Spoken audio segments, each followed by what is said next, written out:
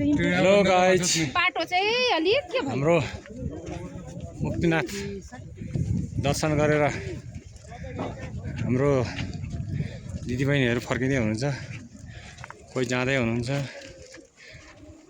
यहाँ घाम लागे पनि तपाईँको एकदमै अत्याधिक चिसो छ। हेर्नुहोस्, हिउँ अत्याधिक परेको छ।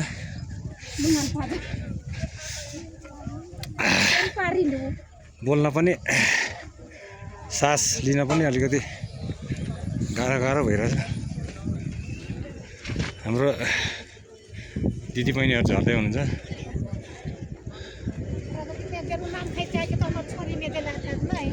उहाँलाई चाहिँ अलिकति गाह्रो भयो अरे होइन, अलिअलि गाह्रो भयो अरे, तर पुगेर आउनुभयो, ठिकै छ। भगवान्ले उहाँलाई एकदम मन्दिरसम्म पुऱ्याएर ल्याउनु भयो।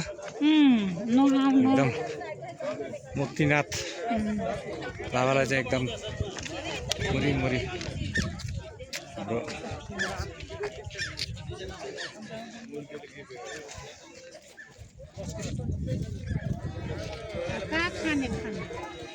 खाने तल खाने मार्फामा हिजोको ठाउँमा।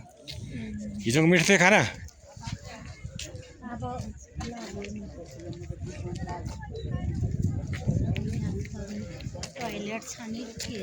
टोइलेट छैन हो गाडी पछाडि।